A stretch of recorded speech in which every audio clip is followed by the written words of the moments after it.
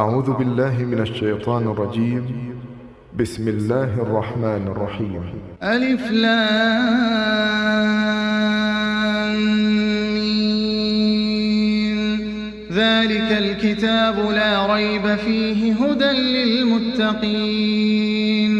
الذين يؤمنون بالغيب ويقيمون الصلاة ومما رزقناهم ينفقون والذين يؤمنون بما أنزل إليك وما أنزل من قبلك وبالآخرة هم يوقنون أولئك على هدى من ربهم وأولئك هم المفلحون. إن الذين كفروا سواء عليهم أنذرتهم أم لم تنذرهم لا يؤمنون. ختم الله على قلوبهم وعلى سمعهم وعلى أبصارهم غشاوة ولهم عذاب عظيم. ومن الناس من يقول آمنا بالله وباليوم الآخر وما هم بمؤمنين يخادعون الله والذين آمنوا وما يخدعون إلا أنفسهم وما يشعرون. في قلوبهم مرض فزادهم الله مرضا ولهم عذاب أليم بما كانوا يكذبون. وإذا قيل لهم لا تفسدوا في الأرض قالوا إنما نحن مصلحون ألا إنهم هم المفسدون ولكن لا يشعرون. وإذا قيل لهم آمنوا كما آمن الناس قالوا أنؤمن كما آمن السفهاء ألا إنهم هم السفهاء ولكن لا يعلمون. وإذا لقوا الذين آمنوا قالوا آمنا وإذا خلوا إلى شياطينهم قالوا إنا معكم إنما نحن مستهزئون. الله يستهزئ بهم ويمدهم في طغيانهم يعمهون. أولئك الذين اشتروا الضلالة بالهدى فما ربحت تجارتهم وما كانوا مهتدين. مثلهم كمثل الذي استوقد نارا فلما أضاءت ما حوله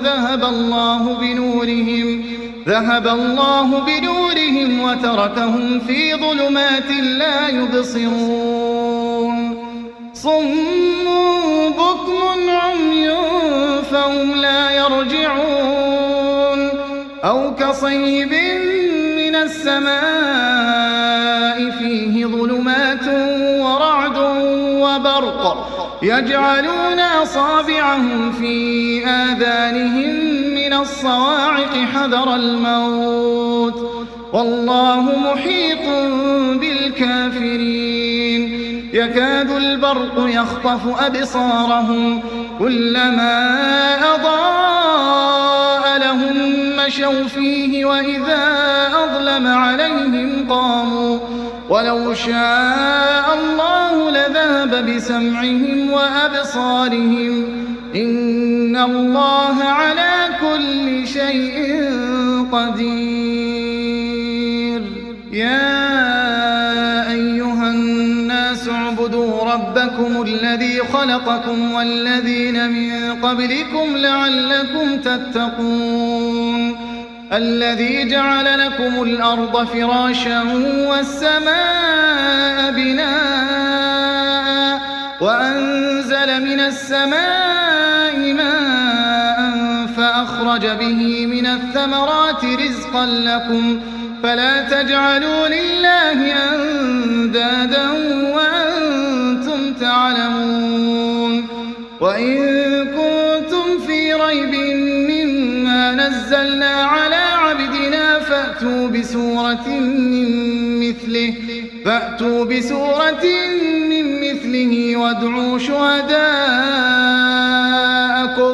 وادعوا شهداءكم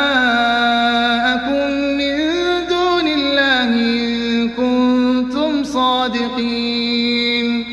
فإن لم تفعلوا ولن تفعلوا فاتقوا النار التي وقودها الناس والحجارة أعدت للكافرين وبشر الذين آمنوا وعملوا الصالحات أن لهم جنات تجري من تحتها الأنهار كلما رزقوا منها من ثمرة رزقا قالوا هذا الذي رزقنا من قبل وأتوا به متشابها ولهم فيها أزواج مطهرة وهم فيها خالدون إن الله لا يستحيي أن يضرب مثلا ما بعوضة فما فوقها فأما الذين آمنوا فيعلمون أنه الحق من ربهم وأما الذين كفروا فيقولون ماذا أراد الله بهذا مثلا يضل به كثيرا ويهدي به كثيرا وما يضل به إلا الفاسقين الذين ينقضون عهد الله من بعد ميثاقه ويقطعون ما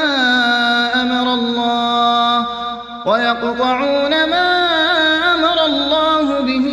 أن يوصل ويفسدون في الأرض أولئك هم الخاسرون كيف تكفرون بالله وكنتم أمواتا فأحياكم ثم يميتكم ثم يحييكم ثم إليه ترجعون هو الذي خلق لكم ما في الأرض جميعا ثم استوى إلى السماء فسواهن 7 سماوات وهو بكل شيء عليم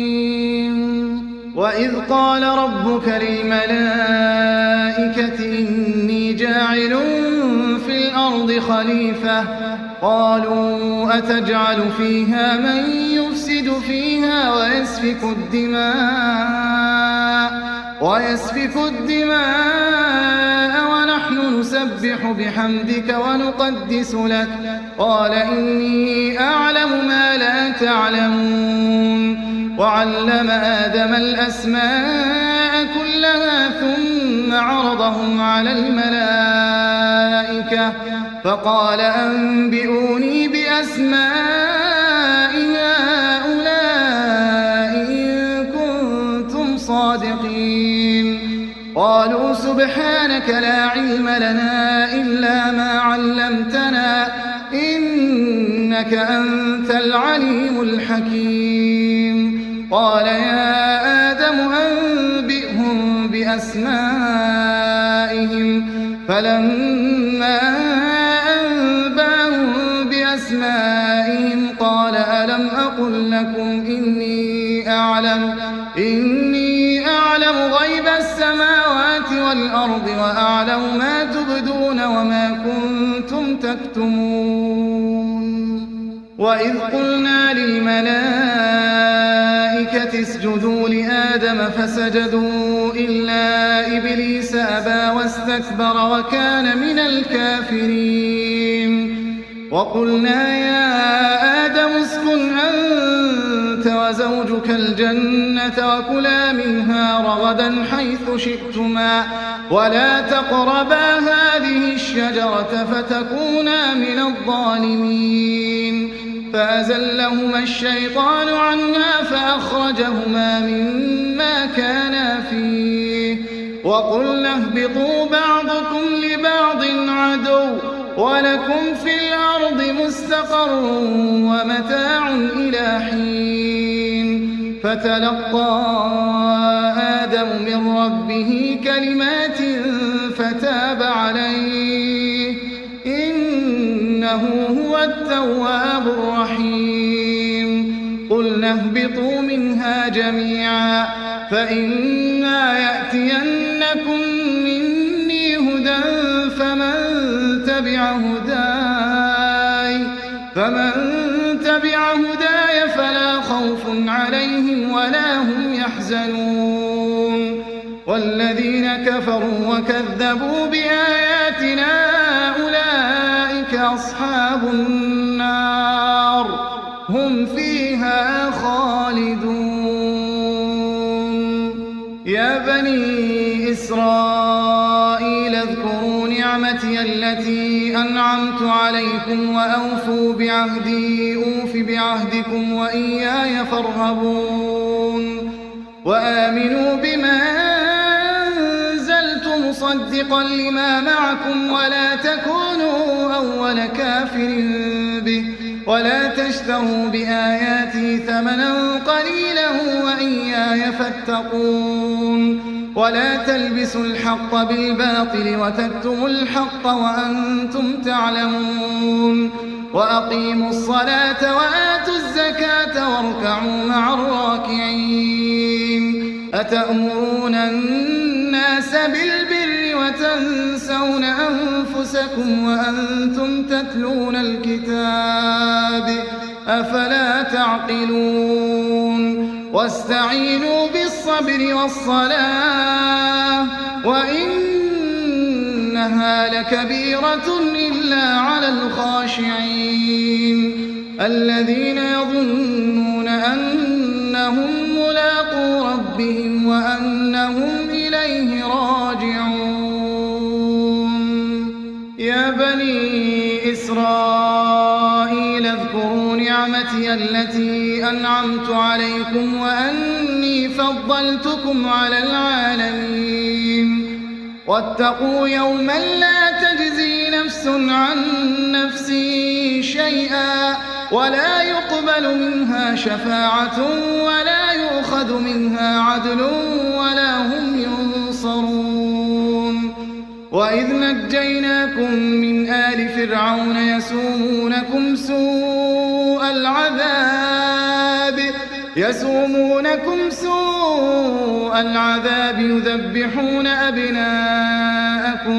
يذبحون أبناءكم ويستحيون نساءكم وفي ذلكم بلاء من ربكم عظيم وإذ فرقنا بكم البحر فأنجيناكم وأغرقنا آل فرعون وأنتم تنظرون وإذ واعدنا موسى 40 ليلة ثم اتخذتم العجل من بعده وأنتم ظالمون ثم عفونا عنكم من بعد ذلك لعلكم تشكرون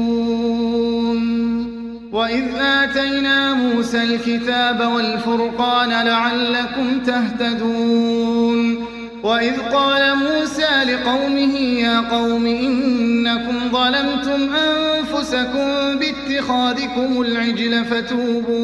فتوبوا إلى بارئكم فاقتلوا أنفسكم ذلكم خير لكم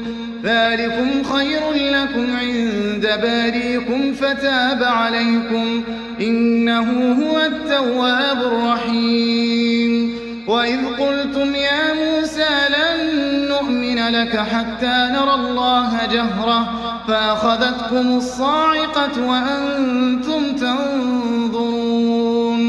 ثم بعثناكم من بعد موتكم لعلكم تشكرون وظللنا عليكم الغمام وأنزلنا عليكم المن والسلوى كلوا من طيبات ما رزقناكم وما ظلمونا ولكن كانوا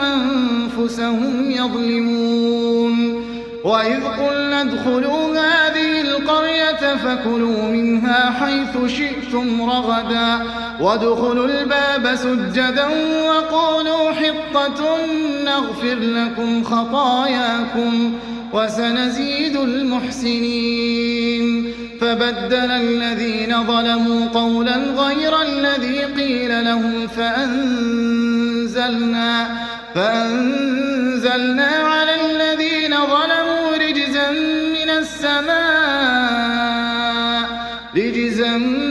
من السماء بما كانوا يفسقون وإذ استسقى موسى لقومه فقلنا اضرب بعصاك الحجر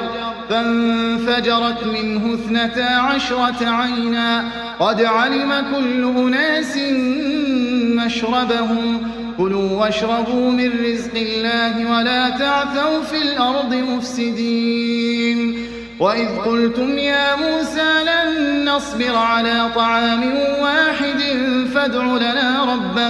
فادع لنا ربك يخرج لنا مما تنبت الأرض من بقلها وقثائها وفومها وعدسها وبصلها قال أتستبدلون الذي هو أدنى بالذي هو خير اهبطوا مصرا فإن لكم ما سألتم وضربت عليهم الذلة والمسكنة وباءوا بغضب من الله ذلك بأنهم كانوا يكفرون بآيات الله ويقتلون النبيين بغير الحق ذلك بما عصوا وكانوا يعتدون إن الذين آمنوا والذين هادوا والنصارى والصابئين من آمن بالله واليوم الآخر وعمل صالحا فلهم أجرهم عند ربهم ولا خوف عليهم ولا هم يحزنون وإذ أخذنا ميثاقكم ورفعنا فوقكم الطور خذوا ما آتيناكم بقوة واذكروا ما فيه لعلكم تتقون ثم توليتم من بعد ذلك فلولا فضل الله عليكم ورحمته لكنتم من الخاسرين ولقد علمتم الذين اعتدوا منكم في السبت فقلنا لهم كونوا قردة خاسئين فجعلناها نكالا لما بين يديها وما خلفها وموعظة للمتقين وإذ قال موسى لقومه إن الله يأمركم أن تذبحوا بقرة قالوا أتتخذنا هزوا قال أعوذ بالله أن أكون من الجاهلين قالوا ادع لنا ربك يبين لنا ما هي قال إنه يقول إنها بقرة لا فارض ولا بكر عوان بين ذلك فافعلوا ما تؤمرون قالوا ادع لنا ربك يبين لنا ما لونها قال إنه يقول إنها بقرة صفراء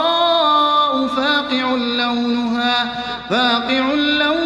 تسر الناظرين قالوا ادع لنا ربك يبين لنا ما هي إن البقرة شابه علينا وإنا إن شاء الله لمهتدون قال إنه يقول إنها بقرة لا ذلول تثير الأرض ولا تسقي الحرث مسلمة لا شية فيها قالوا الآن جئت بالحق فذبحوها وما كادوا يفعلون وإذ قتلتم نفسا فادارأتم فيها والله مخرج ما كنتم تكتمون فقلنا اضربوه ببعضها كذلك يحيي الله الموتى ويريكم آياته لعلكم تعقلون ثم قست قلوبكم من بعد ذلك فهي كالحجارة أو أشد قسوة وإن من الحجارة لما يتفجر منه الأنهار وإن منها لما يشقق فيخرج منه الماء وإن منها لما يهبط من خشية الله وما الله بغافل عما تعملون أفتطمعون أن يؤمنوا لكم وقد كان فريق منهم يسمعون كلام الله ثم يحرفونه من بعد ما عقلوه وهم يعلمون وإذا لقوا الذين آمنوا قالوا آمنا وإذا خلا بعضهم إلى بعض قالوا أتحدثونهم بما فتح الله عليكم ليحاجوكم به عند ربكم أفلا تعقلون أولا يعلمون أن الله يعلم ما يسرون وما يعلنون ومنهم أميون لا يعلمون الكتاب إلا أماني وإن هم إلا يظنون فويل للذين يكتبون الكتاب بأيديهم ثم يقولون هذا من عند الله ليشتروا به ثمنا قليلا فويل لهم مما كتبت أيديهم وويل لهم مما يكسبون وقالوا لن تمسنا النار إلا أياما معدودة قل أتخذتم عند الله عهدا فلن يخلف الله عهده أم تقولون على الله ما لا تعلمون بلى من كسب سيئة وأحاطت به خطيئته فأولئك أصحاب النار هم فيها خالدون والذين آمنوا وعملوا الصالحات أولئك أصحاب الجنة هم فيها خالدون وإذ أخذنا ميثاق بني إسرائيل لا تعبدون إلا الله وبالوالدين إحسانا وذي القربى واليتامى والمساكين وقولوا للناس حسنا وأقيموا الصلاة وآتوا الزكاة ثم توليتم إلا قليلا منكم وأنتم معرضون وإذ أخذنا ميثاقكم لا تسفكون دماءكم ولا تخرجون أنفسكم من دياركم ثم أقررتم وأنتم تشهدون ثم أنتم هؤلاء تقتلون أنفسكم وتخرجون فريقا منكم من ديارهم تظاهرون عليهم بالإثم والعدوان وإن يأتوكم أسارى تفادوهم وهو محرم عليكم إخراجهم أفتؤمنون ببعض الكتاب وتكفرون ببعض فما جزاء من يفعل ذلك منكم إلا خزي في الحياة الدنيا ويوم القيامة يردون إلى أشد العذاب وما الله بغافل عما تعملون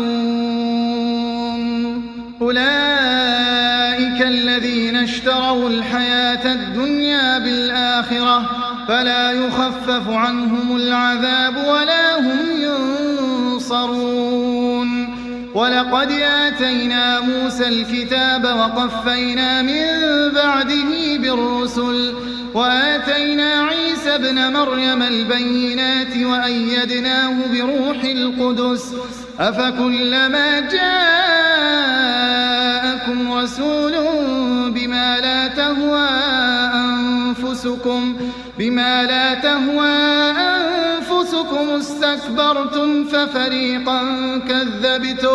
ففريقا كذبتم وفريقا تقتلون وقالوا قلوبنا غلف بل لعنهم الله بكفرهم فقليلا ما يؤمنون ولما جاءهم كتاب من عند الله مصدق لما معهم وكانوا من قبل يستفتحون على الذين كفروا فلما جاءهم ما عرفوا كفروا به فلعنة الله على الكافرين بئس ما اشتروا به أنفسهم أن يكفروا بما أنزل الله بغيا أن ينزل الله من فضله على من يشاء من عباده فباءوا بغضب على غضب وللكافرين عذاب مهين وإذا قيل لهم آمنوا بما أنزل الله قالوا نؤمن بما أنزل علينا ويكفرون بما وراءه وهو الحق مصدقا لما معهم قل فلم تقتلون أنبياء الله من قبل إن كنتم مؤمنين ولقد جاءكم موسى بالبينات ثم اتخذتم العجل من بعده وأنتم ظالمون وإذا أخذنا ميثاقكم ورفعنا فوقكم الطور خذوا ما آتيناكم بقوة واسمعوا قالوا سمعنا وعصينا وأشربوا في قلوبهم العجل بكفرهم قل بئس ما يأمركم به إيمانكم إن كنتم مؤمنين قل إن كانت لكم الدار الآخرة عند الله خالصة من دون الناس فتمنوا الموت إن كنتم صادقين ولن يتمنوه أبدا بما قدمت أيديهم والله عليم بالظالمين ولتجدنهم أحرص الناس على حياة ومن الذين أشركوا يود أحدهم لو يعمر 1000 سنة وما هو بمزحزحه من العذاب أن يعمر والله بصير بما يعملون قل من كان عدوا لجبريل فإنه نزله على قلبك بإذن الله مصدقا لما بين يديه وهدى وبشرى للمؤمنين من كان عدوا لله وملائكته ورسله وجبريل وميكال فإن الله عدو للكافرين ولقد أنزلنا إليك آيات بينات وما يكفر بها إلا الفاسقون أوكلما عاهدوا عهدا نبذه فريق منهم بل أكثرهم لا يؤمنون ولما جاءهم رسول من عند الله مصدق لما معهم نبذ فريق من الذين أوتوا الكتاب كتاب الله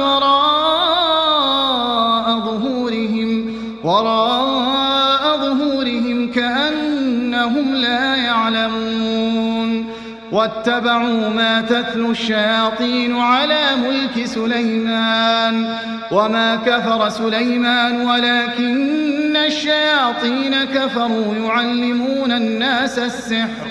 يعلمون الناس السحر وما أنزل على الملكين ببابل هاروت وماروت وما يعلمان من أحد حتى يقولا إنما نحن فتنة فلا تكفر فيتعلمون منهما ما يفرقون به بين المرء وزوجه وما هم بضارين به من أحد إلا بإذن الله ويتعلمون ما يضرهم ولا ينفعهم ولقد علموا لمن اشتراه ما له في الآخرة من خلاق ولبئس ما شروا به أنفسهم لو كانوا يعلمون ولو أنهم آمنوا واتقوا لمثوبة من عند الله خير لو كانوا يعلمون يا أيها الذين آمنوا لا تقولوا راعنا وقولوا انظرنا واسمعوا وللكافرين عذاب أليم ما يود الذين كفروا من أهل الكتاب ولا المشركين أن ينزل عليكم من خير من ربكم والله يختص برحمته من يشاء والله ذو الفضل العظيم ما ننسخ من آية أو ننسها نأت بخير منها أو مثلها ألم تعلم أن الله على كل شيء قدير ألم تعلم أن الله له ملك السماوات والأرض وما لكم من دون الله من ولي ولا نصير أم تريدون أن تسألوا رسولكم كما سئل موسى من قبل ومن يتبدل الكفر بالإيمان فقد ضل سواء السبيل ود كثير من أهل الكتاب لو يردونكم من بعد إيمانكم كفارا حسدا من عند أنفسهم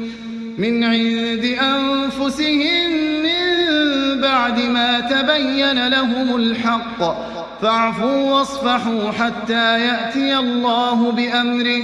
إن الله على كل شيء قدير وأقيموا الصلاة وآتوا الزكاة وما تقدموا لأنفسكم من خير تجدوه عند الله إن الله بما تعملون بصير وقالوا لن يدخل الجنة إلا من كان هودا أو نصارى تلك أمانيهم قل هاتوا برهانكم إن كنتم صادقين بلى من أسلم وجهه لله وهو محسن فله أجره عند ربه ولا خوف عليهم ولا هم يحزنون وقالت اليهود ليست النصارى على شيء وقالت النصارى ليست اليهود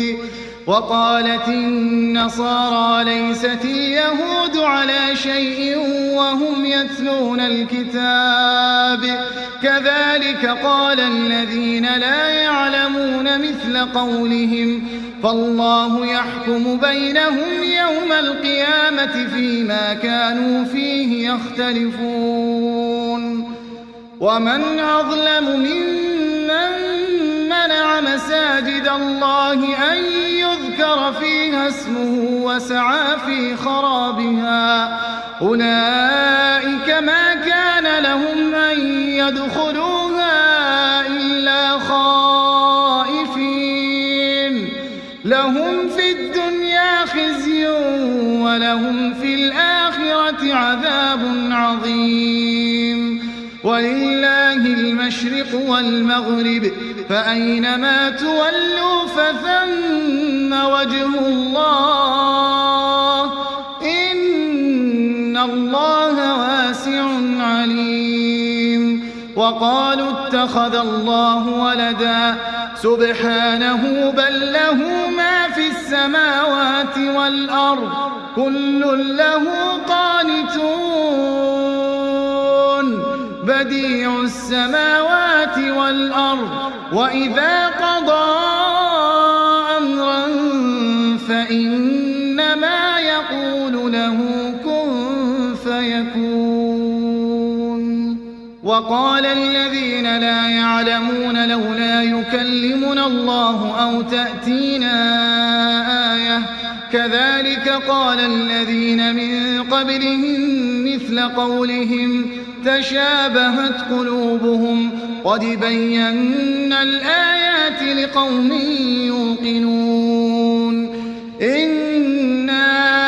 أرسلناك بالحق بشيرا ونذيرا ولا تسأل عن أصحاب الجحيم ولن ترضى عنك اليهود ولا النصارى حتى تتبع ملتهم قل إن هدى الله هو الهدى ولئن اتبعت أهواءهم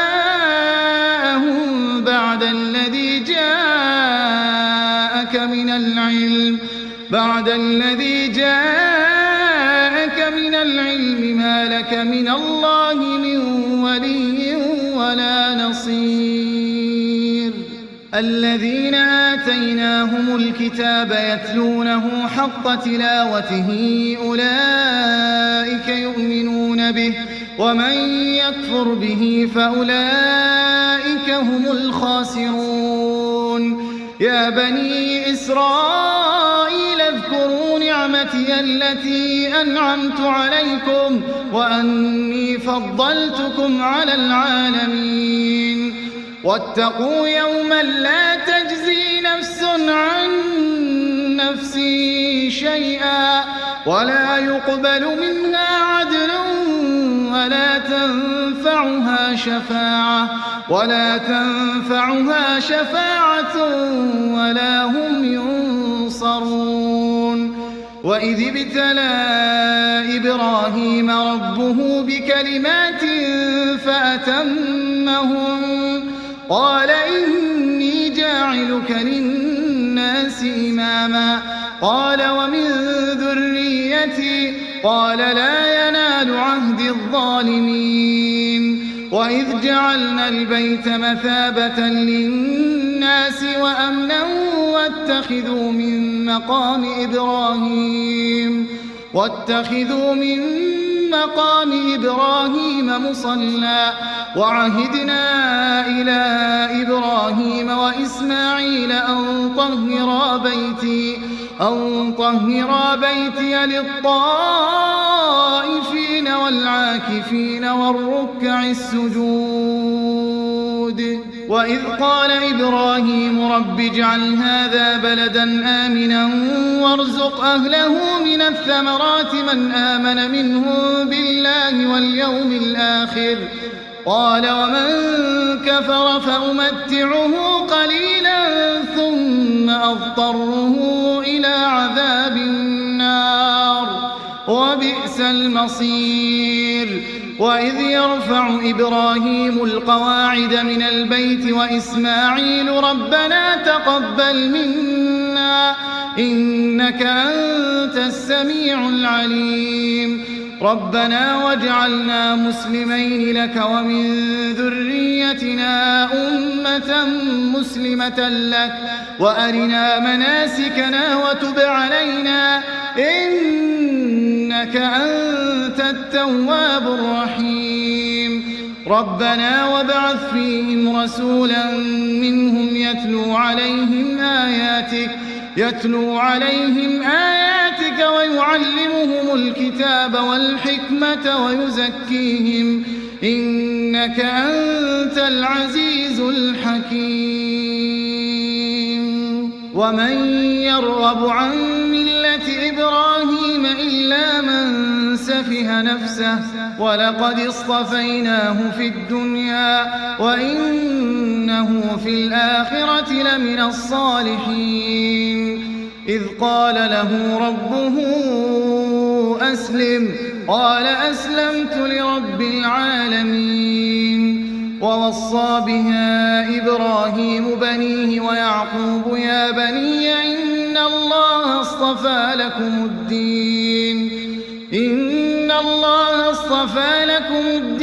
فلا تموتن إلا وأنتم مسلمون أم كنتم شهداء إذ حضر يعقوب الموت إذ قال لبنيه ما تعبدون من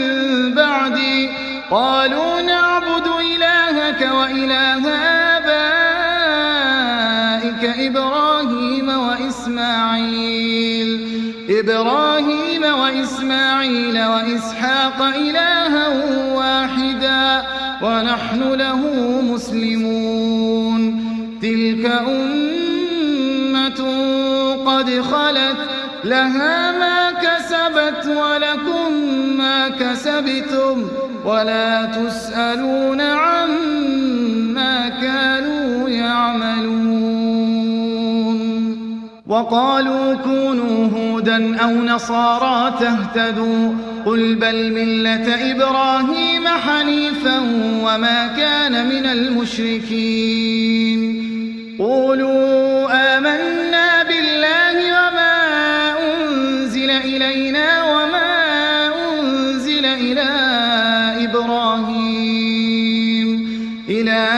إبراهيم وإسماعيل وإسحاق ويعقوب والأسباط وما أوتي موسى وعيسى وما أوتي النبيون من ربهم لا نفرق بين أحد منهم ونحن له مسلمون فإن آمنوا بمثل ما آمنتم به فقد اهتدوا وإن تولوا فإنما هم في شقاق فسيكفيكهم الله وهو السميع العليم صبغة الله ومن أحسن من الله صبغة ونحن له عابدون قل أتحاجوننا في الله وهو ربنا وربكم ولنا أعمالنا ولكم أعمالكم ونحن له مخلصون أم تقولون إن إبراهيم وإسماعيل وإسحاق ويعقوب والأسباط كانوا هودا أو نصارى قل أأنتم أعلم أم الله ومن أظلم ممن كتم شهادة عنده من الله وما الله بغافل عما تعملون تلك أمة قد خلت لها ما كسبت ولكم ما كسبتم ولا تسألون عما كانوا يعملون سيقول السفهاء من الناس الناس ما ولاهم عن قبلتهم التي كانوا عليها قل لله المشرق والمغرب يهدي من يشاء إلى صراط مستقيم وكذلك جعلناكم أمة وسطا لتكونوا شهداء على الناس ويكون الرسول عليكم شهيدا وما جعلنا القبلة التي كنت عليها إلا لنعلم من يتبع الرسول ممن ينقلب على عقبيه وإن كانت لكبيرة إلا على الذين هدى الله وما كان الله ليضيع إيمانكم إن الله بالناس لرؤوف رحيم قد نرى تقلب وجهك في السماء فلنولينك قبلة ترضاها فول وجهك شطر المسجد الحرام وحيث ما كنتم فولوا وجوهكم شطره وإن الذين أوتوا الكتاب ليعلمون أنه الحق من ربهم وما الله بغافل عما يعملون ولئن أتيت الذين أوتوا الكتاب بكل آية ما تبعوا قبلتك وما أنت بتابع قبلتهم وما بعضهم بتابع قبلة بعض ولئن اتبعت أهواءهم من بعد ما جاءك من العلم إنك إذا لمن الظالمين الذين آتيناهم الكتاب يعرفونه كما يعرفون أبناءهم وإن فريقا منهم ليكتمون الحق وهم يعلمون الحق من ربك فلا تكونن من الممترين ولكل وجهة هو موليها فاستبقوا الخيرات أينما تكونوا يأت بكم الله جميعا إن الله على كل شيء قدير ومن حيث خرجت فول وجهك شطر المسجد الحرام وإنه للحق من ربك وما الله بغافل عما تعملون ومن حيث خرجت فول وجهك شطر المسجد الحرام وحيث ما كنتم فولوا وجوهكم شطره لئلا يكون للناس عليكم حجة إلا الذين ظلموا منهم فلا تخشوهم واخشوني ولأتم نعمتي عليكم ولعلكم تهتدون كما أرسلنا فيكم رسولا منكم يتلو عليكم آياتنا ويزكيكم ويعلمكم الكتاب والحكمة ويعلمكم ما لم تكونوا تعلمون فاذكروني أذكركم واشكروا لي ولا تكفرون يا أيها الذين آمنوا استعينوا بالصبر والصلاة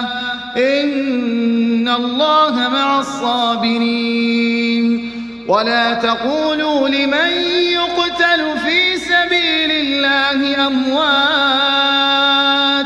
بل أحياء ولكن لا تشعرون ولنبلونكم بشيء من الخوف والجوع ونقص من الأموال والأنفس والثمرات وبشر الصابرين الذين إذا أصابتهم مصيبة قالوا إنا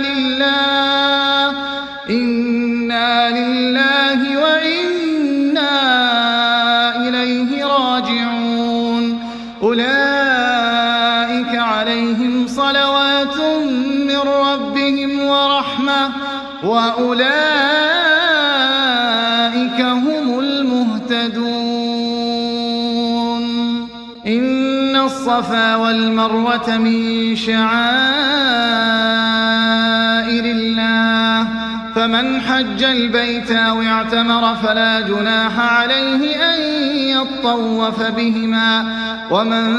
تطوع خيرا فإن الله شاكر عليم إن الذين يكتمون ما أنزلنا من البينات والهدى من بعد ما بيناه للناس في الكتاب أولئك يلعنهم الله ويلعنهم اللاعنون إلا الذين تابوا وأصلحوا وبينوا فأولئك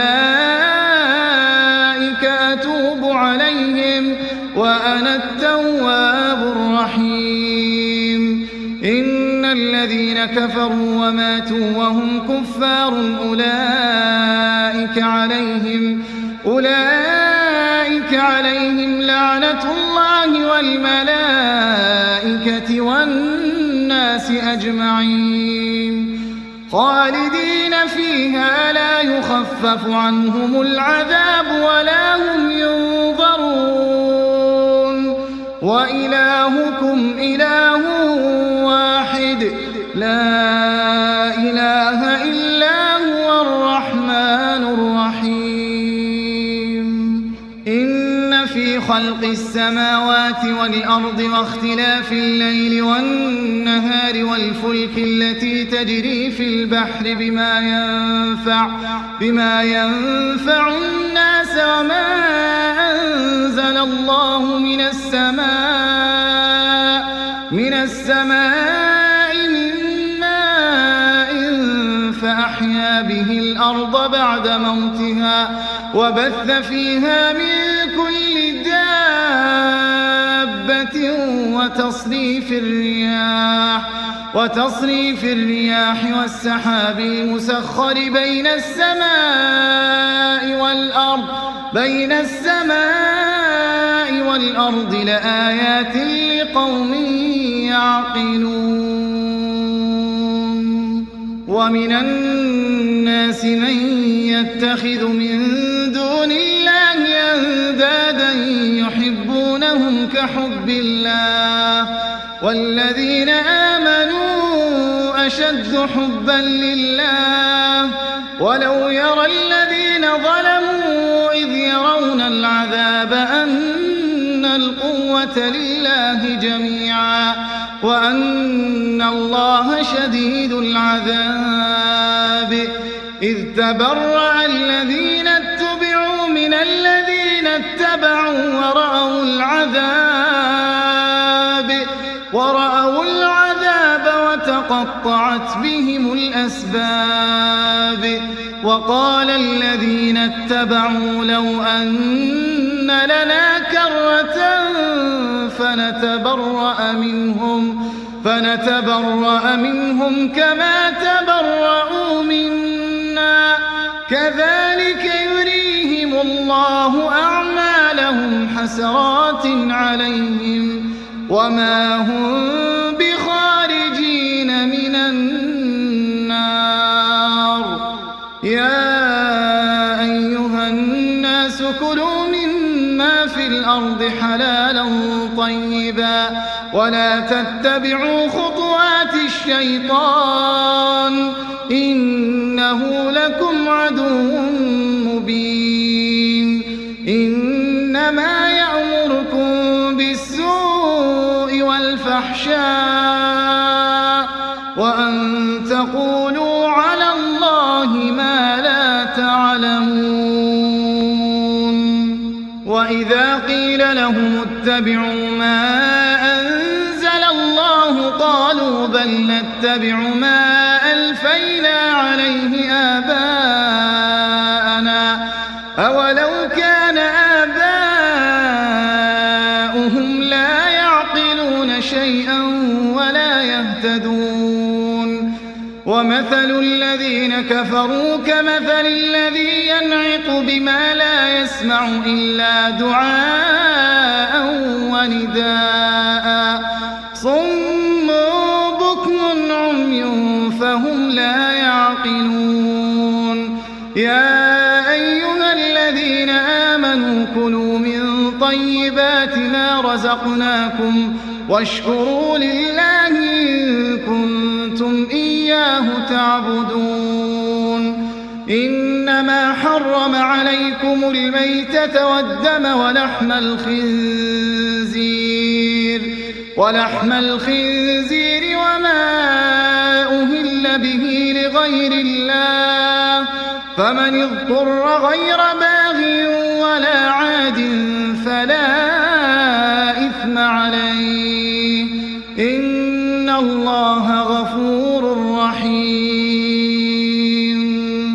إن الذين يكتمون ما أنزل الله من الكتاب ويشترون به ثمنا قليلا أولئك ما يأكلون في بطونهم إلا النار ولا يكلمهم الله يوم القيامة ولا يزكيهم ولهم عذاب أليم أولئك الذين اشتروا الضلالة بالهدى والعذاب بالمغفرة فما أصبرهم على النار ذلك بأن الله نزل الكتاب بالحق وإن الذين اختلفوا في الكتاب لفي شقاق بعيد ليس البر أن تولوا وجوهكم قبل المشرق والمغرب ولكن البر من آمن بالله واليوم الآخر والملائكة والكتاب والنبيين وآتى المال على حبه ذوي القربى واليتامى والمساكين وابن السبيل والسائلين وفي الرقاب وأقام الصلاة وآتى الزكاة والموفون بعهدهم إذا عاهدوا والصابرين في البأساء والضراء وحين البأس أولئك الذين صدقوا وأولئك هم المتقون يا أيها الذين آمنوا كتب عليكم القصاص في القتلى الحر بالحر والعبد بالعبد والأنثى بالأنثى فمن عفي له من أخيه شيء فاتباع بالمعروف وأداء إليه بإحسان ذلك تخفيف من ربكم ورحمة فمن اعتدى بعد ذلك فله عذاب أليم ولكم في القصاص حياة يا أولي الألباب لعلكم تتقون كتب عليكم إذا حضر أحدكم الموت إن ترك خيرا الوصية للوالدين والأقربين بالمعروف حقا على المتقين فمن بدله بعدما سمعه فإنما إثمه على الذين يبدلونه إن الله سميع عليم. فمن خاف من موص جنفا أو إثما فأصلح بينهم فلا إثم عليه إن الله غفور رحيم. يا أيها الذين آمنوا كتب عليكم الصيام كما كتب على الذين من قبلكم لعلكم تتقون. أياما معدودات فمن كان منكم مريضا أو على سفر فعدة من أيام أخر وعلى الذين يطيقونه فدية طعام مسكين فمن تطوع خيرا فهو خير له وأن تصوموا خير لكم إن كنتم تعلمون. شهر رمضان الذي أنزل فيه القرآن هدى للناس وبينات من الهدى والفرقان فمن شهد منكم الشهر فليصمه ومن كان مريضا أو على سفر فعدة من أيام أخر يريد الله بكم اليسر ولا يريد بكم العسر ولتكملوا العدة ولتكبروا الله على ما هداكم ولعلكم تشكرون. وإذا سالك عبادي عني فإني قريب أجيب دعوة الداع إذا دعان فليستجيبوا لي وليؤمنوا بي لعلهم يرشدون. أحل لكم ليلة الصيام الرفث إلى نسائكم هن لباس لكم وأنتم لباس لهم علم الله أنكم كنتم تختانون أنفسكم فتاب عليكم وعفى عنكم فالآن باشروهن وابتغوا ما كتب الله لكم وكلوا واشربوا حتى يتبين لكم الخيط الأبيض من الخيط الأسود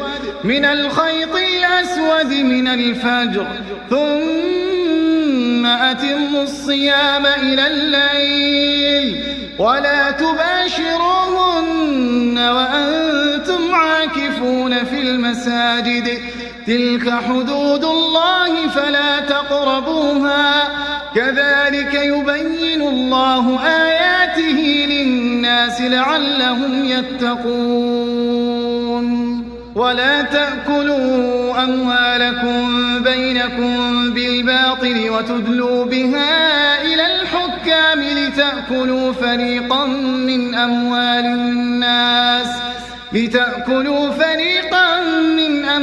الناس بالإثم وأنتم تعلمون.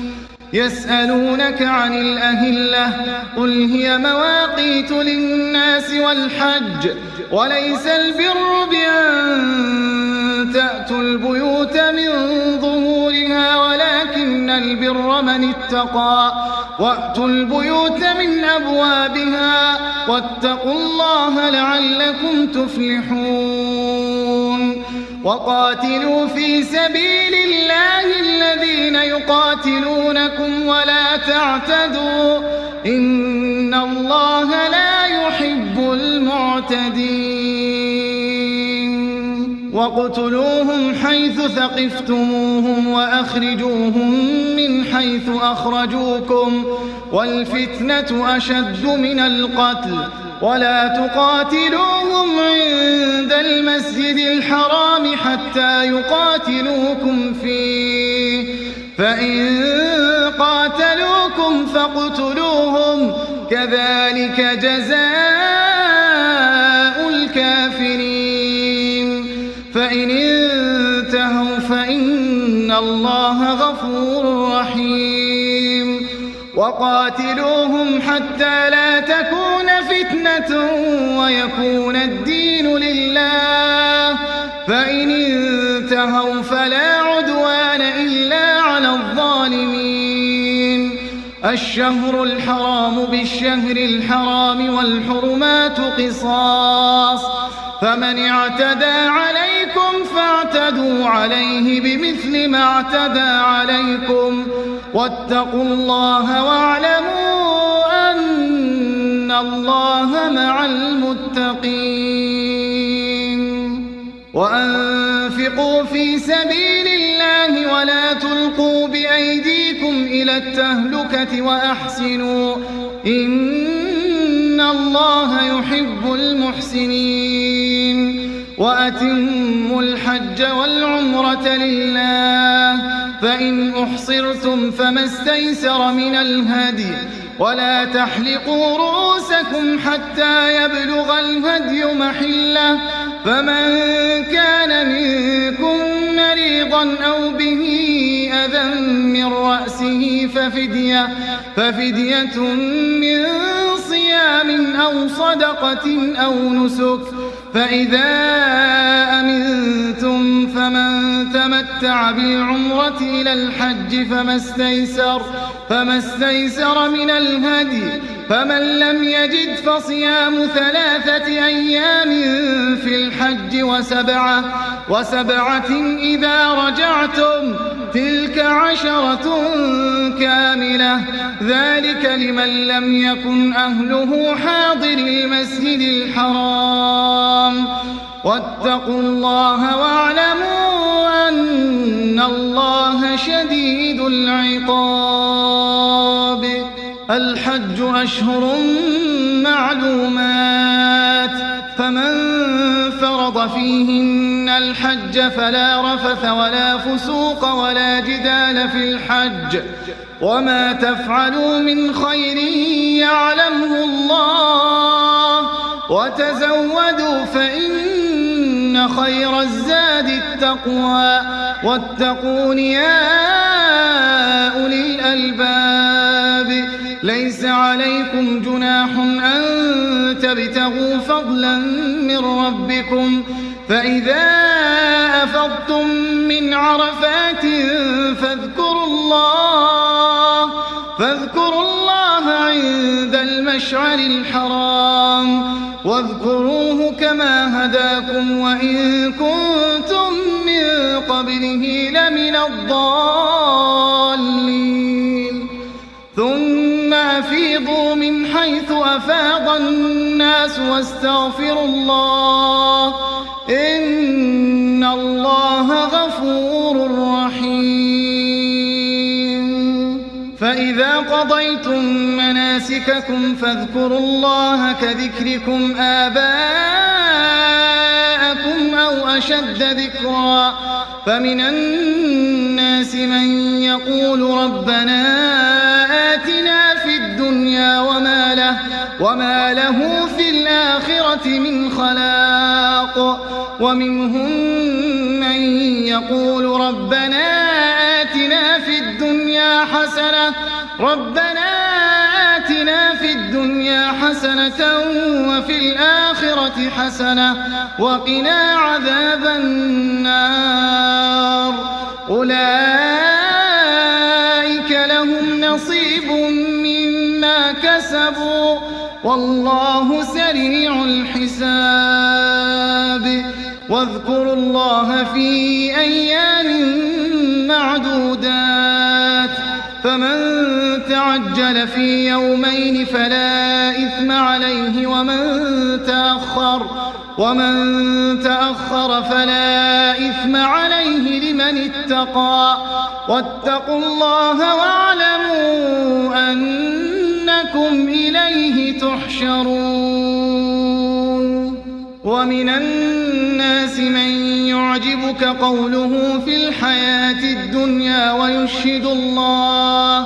ويشهد الله على ما في قلبه وهو ألد الخصام وإذا تولى سعى في الأرض ليفسد فيها ويهلك الحرث والنسل والله لا يحب الفساد وإذا قيل له اتق الله أخذته العزة بالإثم فحسبه جهنم ولبئس المهاد ومن الناس من يشري نفسه ابتغاء مرضات الله والله رؤوف بالعباد يا أيها الذين آمنوا ادخلوا في السلم كافة ولا تتبعوا خطوات الشيطان إنه لكم عدو مبين فإن زللتم من بعد ما جاءتكم البينات فاعلموا أن الله عزيز حكيم هل ينظرون إلا أن يأتيهم الله في ظلل من الغمام والملائكة وقضي الأمر وإلى الله ترجع الأمور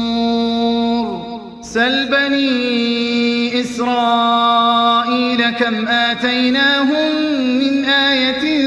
بينة ومن يبدل نعمة الله من بعد ما جاءته فإن الله شديد العقاب زين للذين كفروا الحياة الدنيا ويسخرون من الذين آمنوا والذين اتقوا فوقهم يوم القيامة والله يرزق من يشاء بغير حساب كان الناس أمة واحدة فبعث الله النبيين مبشرين ومنذرين وأنزل معهم الكتاب بالحق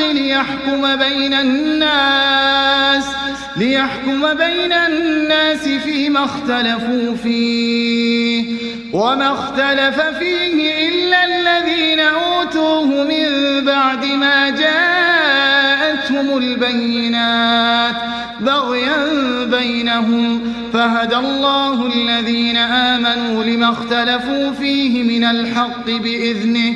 والله يهدي من يشاء إلى صراط مستقيم أم حسبتم أن تدخلوا الجنة ولما يأتكم مثل الذين خلوا من قبلكم مستهم البأساء والضراء وزلزلوا حتى يقول الرسول والذين آمنوا معه متى نصر الله ألا إن نصر الله قريب يسألونك ماذا ينفقون قل ما أنفقتم من خير فللوالدين والأقربين واليتامى والمساكين وابن السبيل وما تفعلوا من خير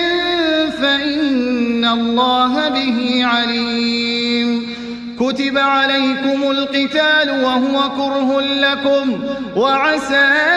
أن تكرهوا شيئا وهو خير لكم وعسى أن تحبوا شيئا وهو شر لكم والله يعلم وأنتم لا تعلمون يسألونك عن الشهر الحرام قتال فيه قل قتال فيه كبير وصد عن سبيل الله وكفر به والمسجد الحرام وإخراج أهله منه أكبر عند الله والفتنة أكبر من القتل ولا يزالون يقاتلونكم حتى يردوكم عن دينكم إن استطاعوا ومن يرتدد منكم عن دينه فيمت وهو كافر فأولئك حبطت أعمالهم في الدنيا والآخرة وأولئك أصحاب النار هم فيها خالدون. إن الذين آمنوا والذين هاجروا وجاهدوا في سبيل الله أولئك يرجون رحمة الله والله غفور رحيم. يسألونك عن الخمر والميسر قل فيهما إثم كبير ومنافع للناس وإثمهما أكبر من نفعهما ويسألونك ماذا ينفقون قل العفو كذلك يبين الله لكم الآيات لعلكم تتفكرون في الدنيا والآخرة. ويسألونك عن اليتامى قل إصلاح لهم خير وإن تخالطوهم فإخوانكم والله يعلم المفسد من المصلح ولو شاء الله لأعنتكم إن الله عزيز حكيم. ولا تنكحوا المشركات حتى يؤمن ولأمة مؤمنة خير من مشركة ولو أعجبتكم ولا تنكحوا المشركين حتى يؤمنوا ولعبد مؤمن خير من مشرك ولو أعجبكم أولئك يدعون إلى النار والله يدعو إلى الجنة والمغفرة بإذنه ويبين آياته للناس لعلهم يتذكرون. ويسألونك عن المحيض قل هو أذى فاعتزلوا النساء في المحيض ولا تقربوهن حتى يطهرن فإذا تطهرن فأتوهن من حيث أمركم الله إن الله يحب التوابين ويحب المتطهرين. نساؤكم حرث لكم فأتوا حرثكم أنى شئتم وقدموا لأنفسكم واتقوا الله واعلموا أنكم ملاقوه وبشر المؤمنين. ولا تجعلوا الله عرضة لأيمانكم أن تبروا وتتقوا وتصلحوا بين الناس والله سميع عليم. لا يؤاخذكم الله باللغو في أيمانكم ولكن يؤاخذكم بما كسبت قلوبكم والله غفور حليم. للذين يؤلون من نسائهم تربص 4 أشهر فإن فاءوا فإن الله غفور رحيم. وإن عزموا الطلاق فإن الله سميع عليم. والمطلقات يتربصن بأنفسهن 3 قروء ولا يحل لهن أن يكتمن ما خلق الله في أرحامهن إن كن يؤمن بالله واليوم الآخر وبعولتهن أحق بردهن في ذلك إن أرادوا إصلاحا ولهن مثل الذي عليهن بالمعروف وللرجال عليهن درجة والله عزيز حكيم. الطلاق مرتان فإمساك بمعروف أو تسريح بإحسان ولا يحل لكم أن تأخذوا مما آتيتموهن شيئا إلا أن يخافا ألا يقيما حدود الله فإن خفتم ألا يقيما حدود الله فلا جناح عليهما فيما افتدت به تلك حدود الله فلا تعتدوها ومن يتعد حدود الله فأولئك هم الظالمون. فإن طلقها فلا تحل له من بعد حتى تنكح زوجا غيره فإن طلقها فلا جناح عليهما أن يتراجعا إن ظنا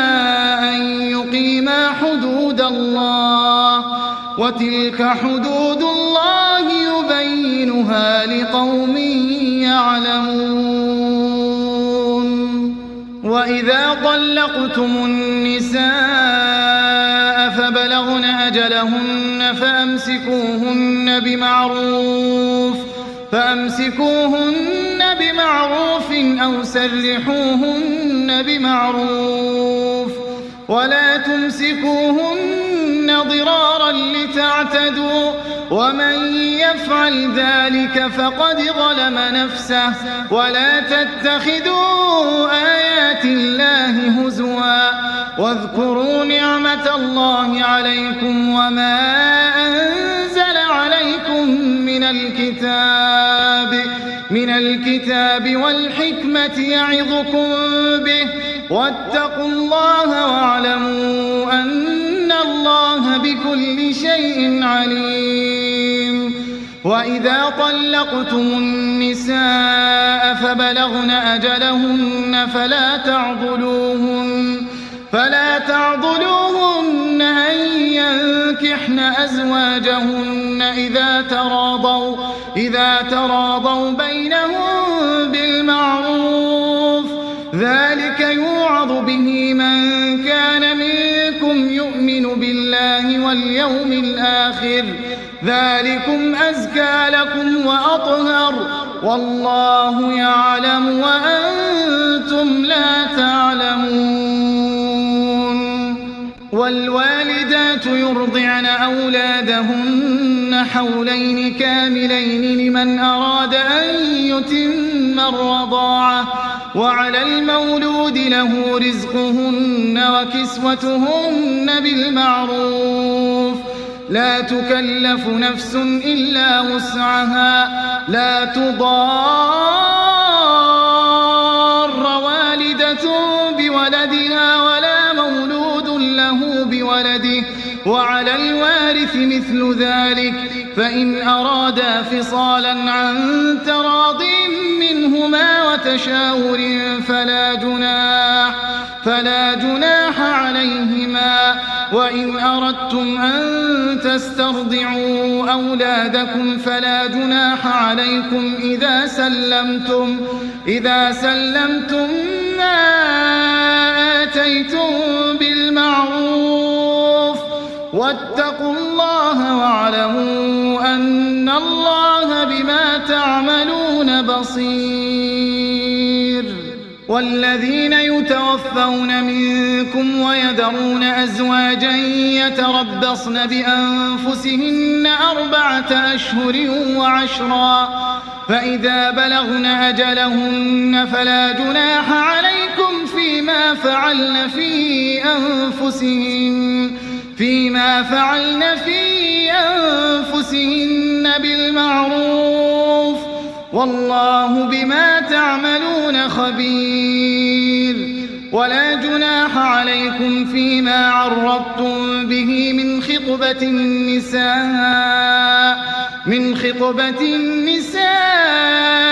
أو أكننتم في أنفسكم علم الله أنكم ستذكرونهن ولكن لا تواعدوهن سرا إلا أن تقولوا قولا معروفا ولا تعزموا عقدة النكاح حتى يبلغ الكتاب أجله واعلموا أن الله يعلم ما في أنفسكم فاحذروه واعلموا أن الله غفور حليم. لا جناح عليكم إن طلقتم النساء ما لم تمسوهن أو تفرضوا لهن فريضة ومتعوهن على الموسع قدره وعلى المقتر قدره متاعا بالمعروف حقا على المحسنين. وإن طلقتموهن من قبل أن تمسوهن وقد فرضتم لهن فريضة فنصف ما فرضتم إلا أن يعفون أو يعفو الذي بيده عقدة النكاح وأن تعفوا أقرب للتقوى ولا تنسوا الفضل بينكم إن الله بما تعملون بصير. حافظوا على الصلوات والصلاة الوسطى وقوموا لله قانتين. فإن خفتم فرجالا أو ركبانا فإذا أمنتم فاذكروا الله كما علمكم ما لم تكونوا تعلمون. والذين يتوفون منكم ويذرون أزواجا وصية لأزواجهم متاعا إلى الحول غير إخراج فإن خرجن فلا جناح عليكم فيما فعلن في أنفسهن من معروف والله عزيز حكيم. وللمطلقات متاع بالمعروف حقا على المتقين. كذلك يبين الله لكم آياته لعلكم تعقلون. ألم تر إلى الذين خرجوا من ديارهم وهم ألوف حذر الموت فقال لهم الله موتوا ثم أحياهم إن الله لذو فضل على الناس ولكن أكثر الناس لا يشكرون. وقاتلوا في سبيل الله واعلموا أن الله سميع عليم. من ذا الذي يقرض الله قرضا حسنا فيضاعفه له أضعافا كثيرة والله يقبض ويبسط وإليه ترجعون.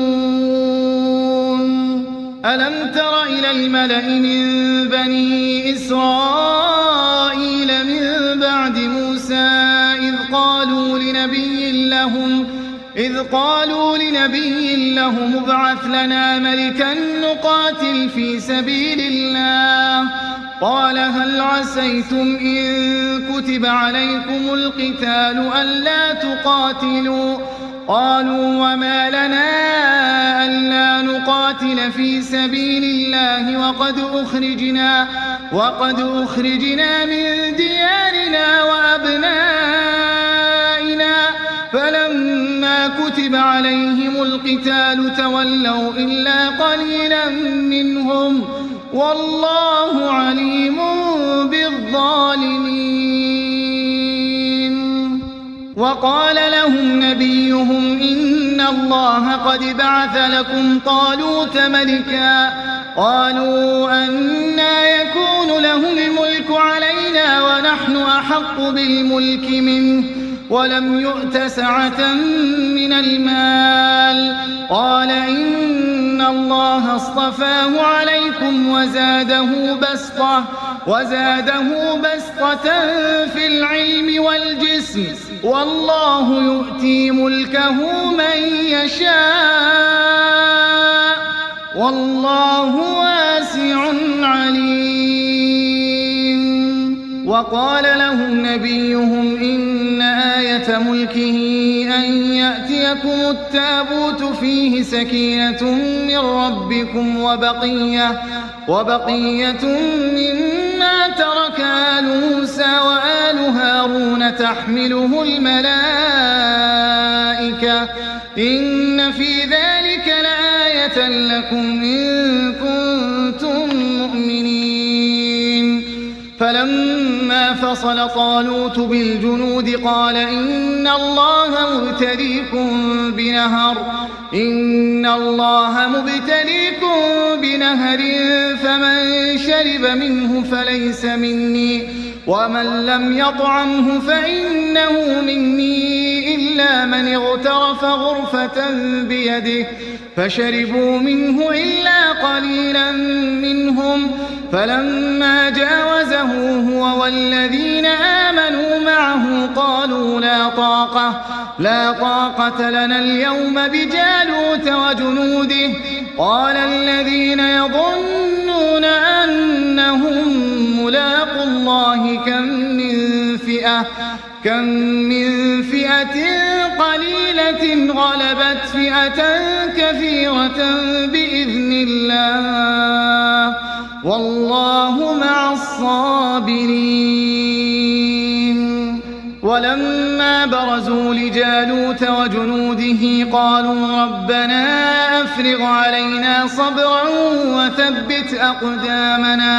وثبت أقدامنا وانصرنا على القوم الكافرين.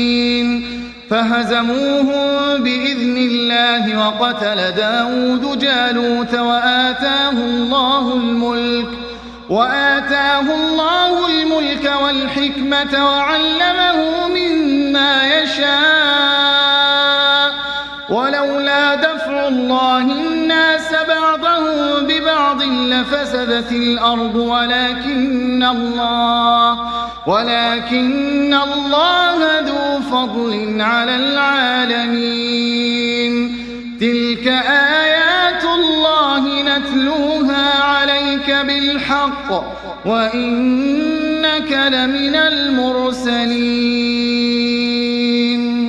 تلك الرسل فضلنا بعضهم على بعض منهم من كلم الله ورفع بعضهم درجات وآتينا عيسى ابن مريم البينات وأيدناه بروح القدس ولو شاء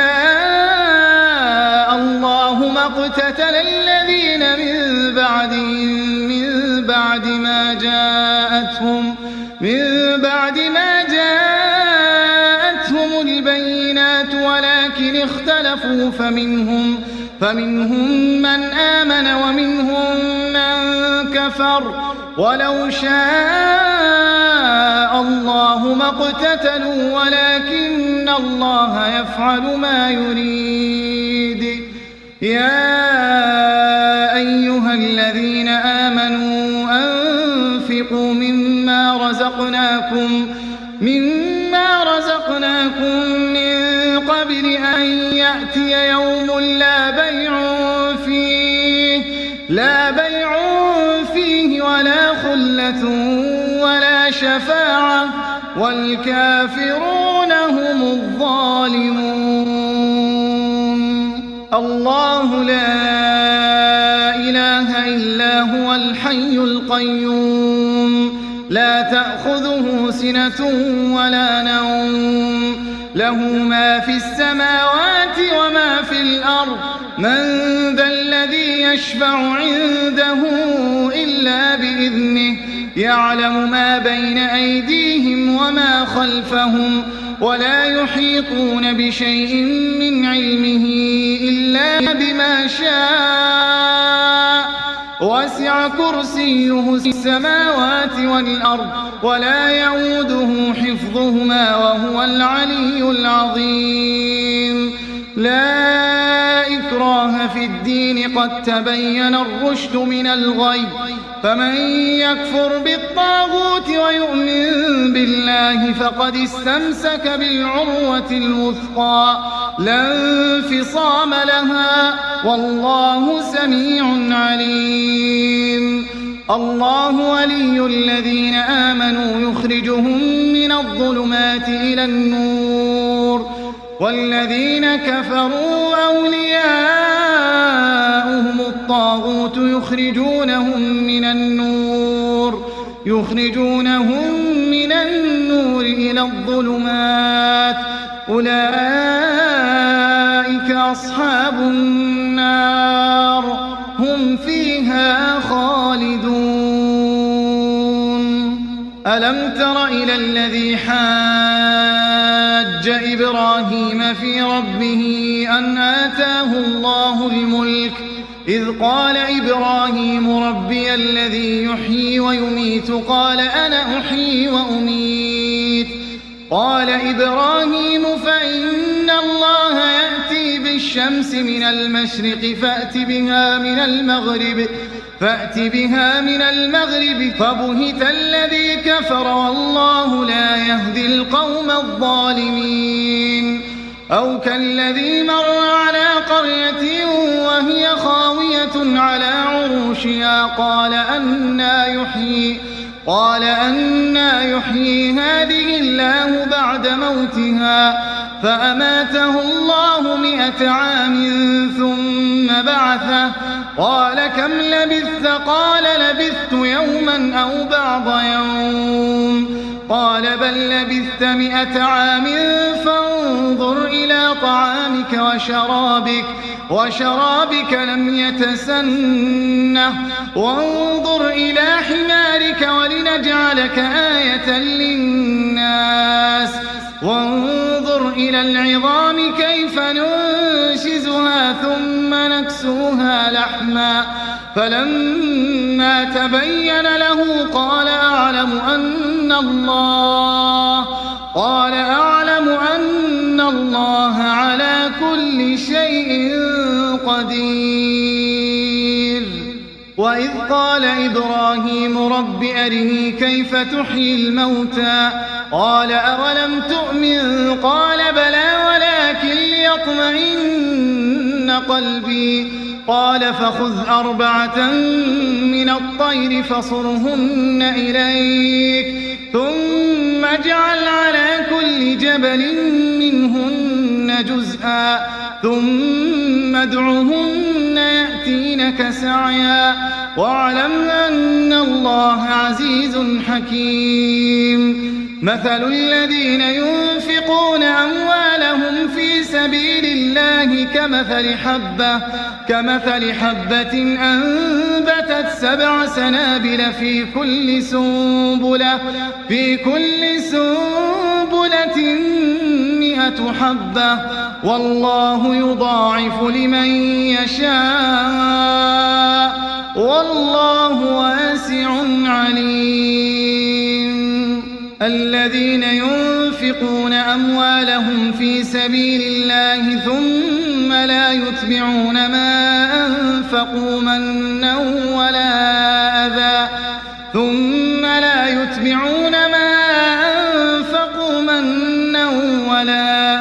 لهم أجرهم عند ربهم ولا خوف عليهم ولا هم يحزنون قول معروف ومغفرة خير من صدقة يتبعها أذى والله غني حليم يا أيها الذين الذين آمنوا لا تبطلوا صدقاتكم بالمن والأذى كالذي ينفق ماله رئاء الناس ولا يؤمن بالله واليوم الآخر فمثله كمثل صفوان عليه تراب فأصابه وابل فتركه صلدا لا يقدرون على شيء مما كسبوا والله لا يهدي القوم الكافرين ومثل الذين ينفقون أموالهم ابتغاء مرضات الله وتثبيتا من أنفسهم كمثل جنة بربوة أصابها وابل فآتت أكلها ضعفين فإن لم يصبها وابل فطل والله بما تعملون بصير أيود أحدكم أن تكون له جنة من نخيل وأعناب تجري من تحتها الأنهار له فيها من كل الثمرات وأصابه الكبر وله ذرية ضعفاء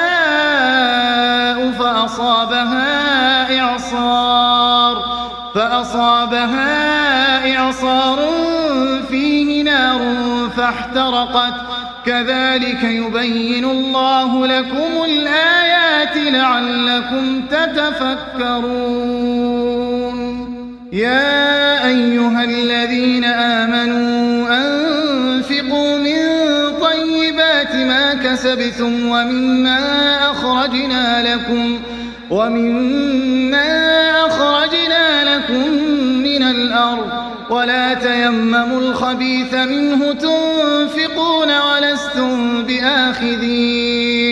ولستم بآخذيه إلا أن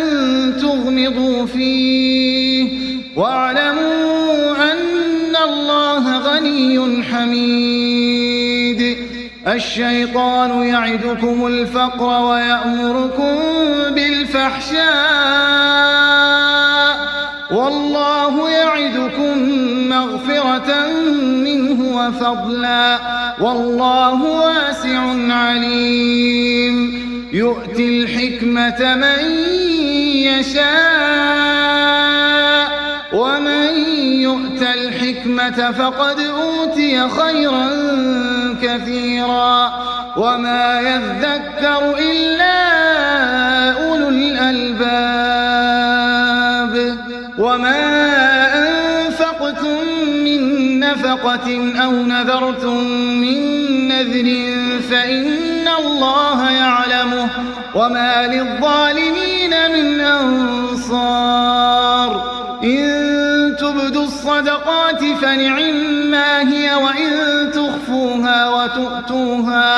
وتؤتوها الفقراء فهو خير لكم ويكفر عنكم من سيئاتكم والله بما تعملون خبير ليس عليك هداهم ولكن الله يهدي من يشاء وما تنفقوا من خير فلأنفسكم وما تنفقون إلا ابتغاء وجه الله وما تنفقوا من خير يوفى إليكم وأنتم لا تظلمون للفقراء الذين أحصروا في سبيل الله لا يستطيعون ضربا في الأرض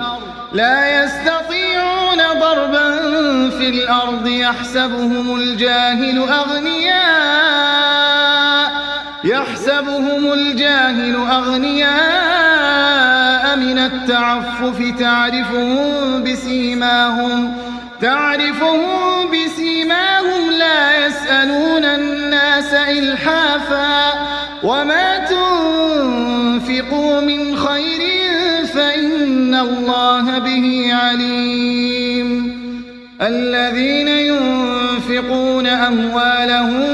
بالليل والنهار سرا وعلانية فلهم أجرهم عند ربهم ولا خوف عليهم ولا هم يحزنون. الذين يأكلون الربا لا يقومون إلا كما يقوم الذي يتخبطه الشيطان من المس، ذلك بأنهم قالوا إنما البيع مثل الربا وأحل الله البيع وحرم الربا، فمن جاءه موعظة من ربه فانتهى فله ما سلف وأمره إلى الله، ومن عاد فأولئك أصحاب النار هم فيها خالدون. يمحق الله الربا ويربي الصدقات والله لا يحب كل كفار أثيم. إن الذين آمنوا وعملوا الصالحات وأقاموا الصلاة وآتوا الزكاة لهم أجرهم عند ربهم ولا خوف عليهم ولا هم يحزنون. يا أيها الذين آمنوا اتقوا الله وذروا ما بقي من الربا إن كنتم مؤمنين، فإن لم تفعلوا فأذنوا بحرب من الله ورسوله، وإن تبتم فلكم رؤوس أموالكم لا تظلمون ولا تظلمون. وإن كان ذو عسرة فنظرة إلى ميسرة وأن تصدقوا خير لكم إن كنتم تعلمون. واتقوا يوما ترجعون فيه إلى الله ثم توفى كل نفس ما كسبت وهم لا يظلمون. يا أيها الذين آمنوا إذا تداينتم بدين إلى أجل مسمى فاكتبوه، وليكتب بينكم كاتب بالعدل ولا يأب كاتب أن يكتب كما علمه الله، فليكتب وليملل الذي عليه الحق وليتق الله ربه ولا يبخس منه شيئا، فإن كان الذي عليه الحق سفيها أو ضعيفا